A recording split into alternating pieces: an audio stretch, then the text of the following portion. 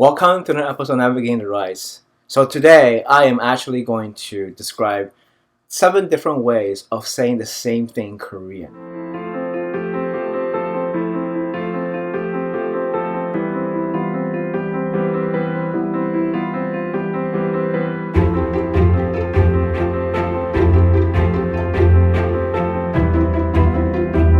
So if people don't know, there are actually 7 different levels of speech when it comes to Korean language. So they're broken into 3 big categories. The first one is being very polite. Second category is being neutral. And the third category is being very casual. And the reason that matters is being more polite to people who are older than you and less polite to people who are younger than you. And that hierarchy is actually very important within the Korean culture. So let's go about and first look at all of them from high to low. So within the high category, there are 2 of them. The first one I'm going to use for the purpose of this demonstration is I love you. So I love you, the root word is Salahamida, right? So from that perspective, now using that word, you can tell where it all falls within each of the 7 ways of saying it. So the first way is it's very archaic. People never use that anymore, but it used to be addressed to the kings and queens. It's called so what you would do when you say I love you is Salahamida. So Salahamida. So that basically says I love you, but only addressed it to like people who are kings and queens. So it's not really used anymore. You probably still see that in the movies, historical dramas, but for the most part, it's not being used.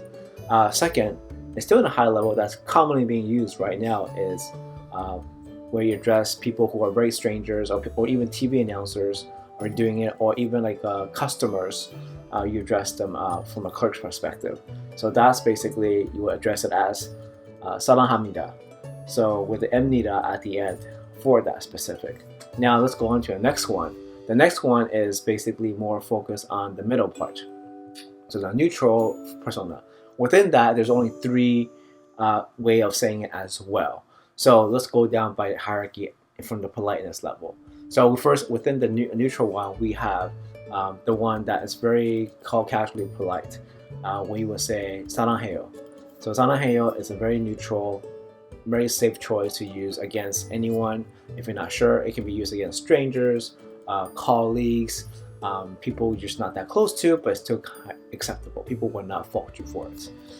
The next one, where basically it's not really polite, it's not really.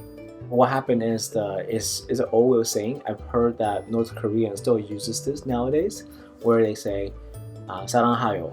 So they just basically add the yo at the end, or 사랑해요.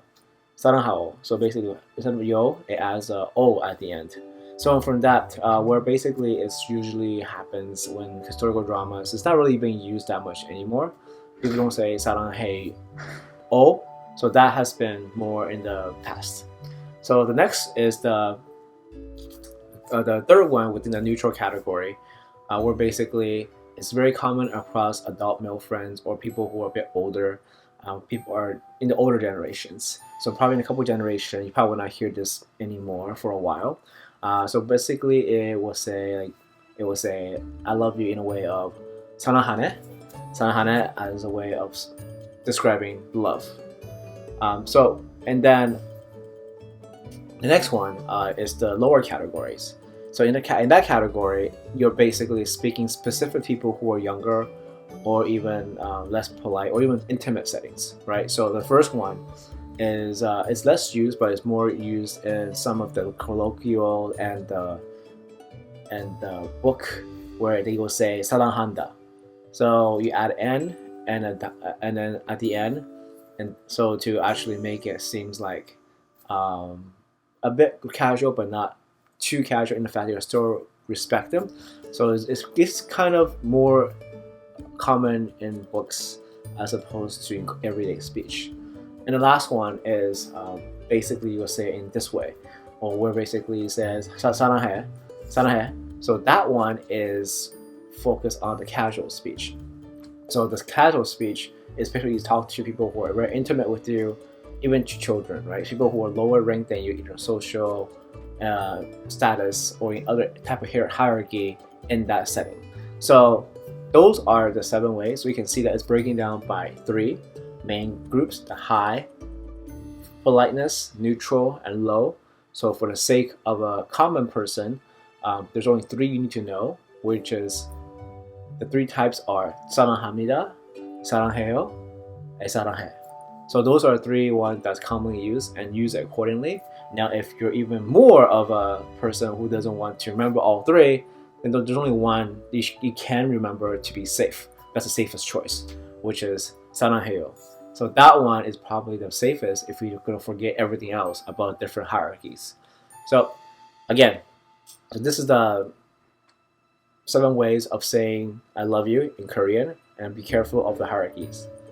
So if you like this episode, definitely subscribe, and look forward to hearing from you, engaging with you for future episodes.